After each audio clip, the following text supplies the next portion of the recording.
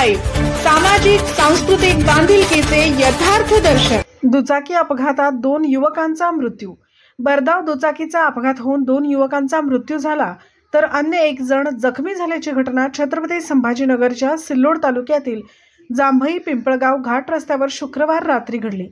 आकाश अंबादास वाघ वय वर्ष 19 राहणार पिंपळगाव घाट तालुका सिल्लोड व विशाल पांडुरंग समिंद्रे वय वर्ष 24 राहणार आमठाणा तालुका सिल्लोड असे मृत युवकांची नावे आहेत।